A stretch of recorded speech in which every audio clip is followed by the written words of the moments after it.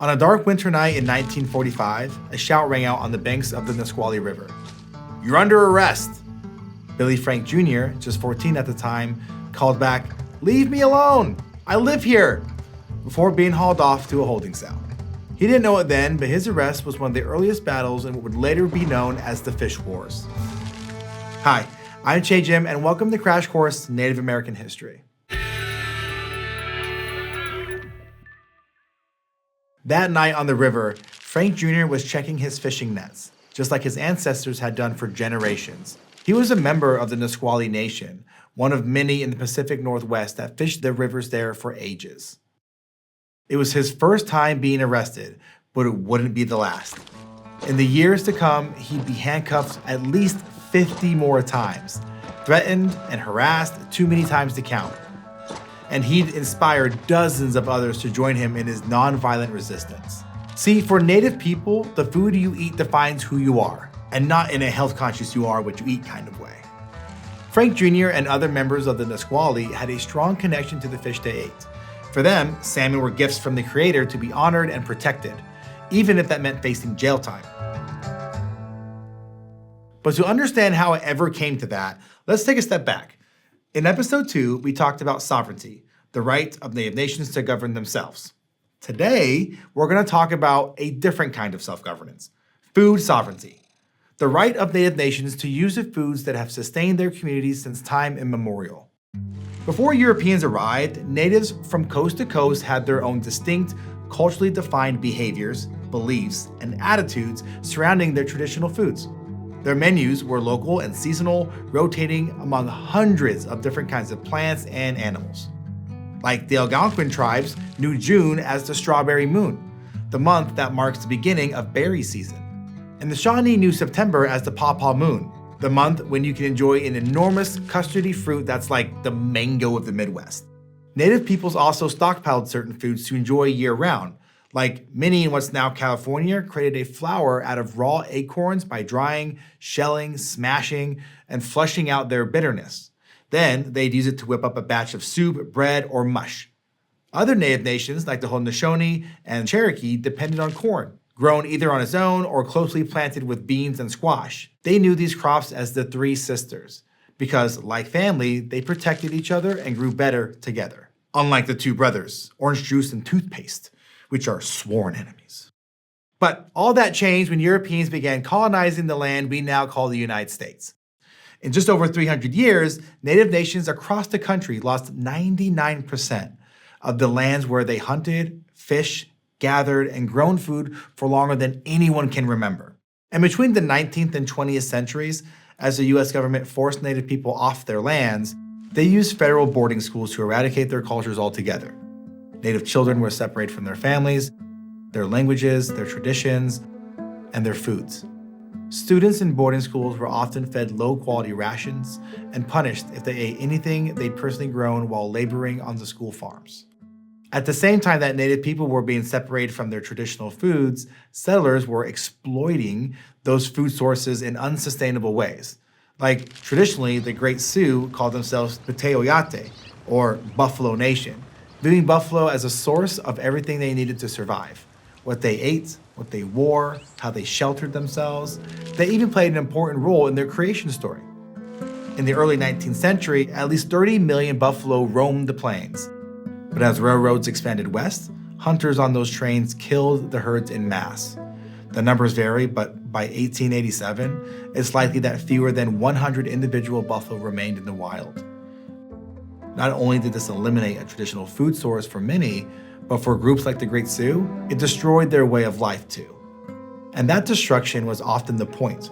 American soldiers were ordered to kill every buffalo on sight because, quote, every buffalo dead was an Indian gone. The US government knew that without the buffalo, Native Americans would starve, which meant that they would be more willing to sign treaties and hand over land to them. Which brings us back to Billy Frank Jr. and the Fish Wars. In the mid-19th century, the Nisqually and other Native nations who had defined themselves as salmon people signed treaties with the US government, ceding millions of acres of land in what's now Washington state. But they signed under a few big conditions, including that they'd keep the right to fish there, just as they always had. But thanks to decades of logging, mining, commercial fishing, and other man-made activities, by the mid-20th century, the salmon population was collapsing, just as the buffalo had done before them. And under state laws passed to protect the fish, law enforcement started cracking down on fishing, but not in the offshore spots where bougie fishing boats were catching most of the salmon. They disproportionately monitored the riverbanks, where native people and their nets took in less than 5% of the annual catch. Because that's fair. And that's how Frank Jr. first got arrested for fishing, which at the time he didn't consider to be a political act. It was more about having something to eat. But the arrest didn't stop. Frank Jr. and the other native fishers knew the history of their treaty rights. They knew exercising those rights was legal according to the US government, but illegal according to state law. And they knew that having access to fish supported their health, their cultural identity, and their survival. And well, that's all pretty political. So the fish wars began. By the 1960s, Frank Jr. and other Native activists were taking part in non-violent acts of civil disobedience, which is when people intentionally break laws as a form of protest. They staged demonstrations, including fish-ins, where they asserted their treaty rights. They faced sabotage and violence from non-native fishermen and clashes with state police. But they also attracted nationwide attention, drawing support from celebrities like Marlon Brando. And Frank Jr. got arrested. A lot. He was good at it. "I was not a policy guy," he once said. "I was a getting arrested guy." Then, in 1974, he and other Native activists finally got their day in court. In a landmark decision called the Ohta decision, the judge upheld the treaty rights and ruled that Native nations in Washington were entitled to half of the harvestable catch. Can we make some noise for this huge win? And that brings me to an important point. Food sovereignty really can't be separated from regular sovereignty. When communities can't practice their traditional foodways or access high-quality foods, like we saw with the Great Sioux and the Nisqually, the health and well-being of those communities suffers. While it doesn't always lead to civil disobedience, like in the fish wars, every Native nation in the US has experienced some type of disruption to their traditional food systems. And often, those distinct experiences bleed together into a common story, one about separation and resilience. Take Frybread, for example, a delectable deep-fried disc of flour, salt, water, and baking powder that's a staple at powwows. But the dish itself has a complicated past. Frybread's origins likely trace back to the 1860s when the US government forced thousands of members of the Navajo Nation to leave their homelands. Hundreds died on that nearly 500-kilometer journey to a reservation in what's now New Mexico. And the survivors found the land wasn't good for growing their traditional staples of corn, beans, and squash. So the government rations of white flour, sugar, and lard helped them make the dough for Frybread. Other Native nations who were given similar rations started leaning on Frybread too. Some Native people today see Frybread as a reminder of how traditional food systems have been torn apart, contributing to high rates of diabetes, heart disease, and other chronic illnesses. But to others, Frybread represents comfort and resilience wrapped up in one, making something out of nothing, and stretching it far enough to feed everybody. We can find that same resilience that ignited the fish wars and brought us Frybread in the many Native food initiatives happening across the United States today.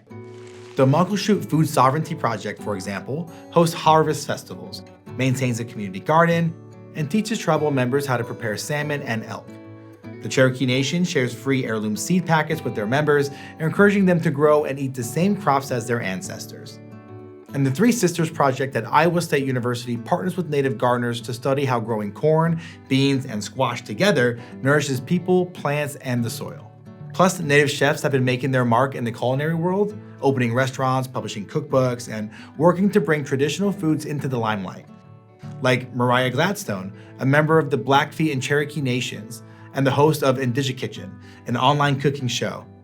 She shares traditional food knowledge, teaching viewers how to make pemmican and balsamic minomen with dandelion greens.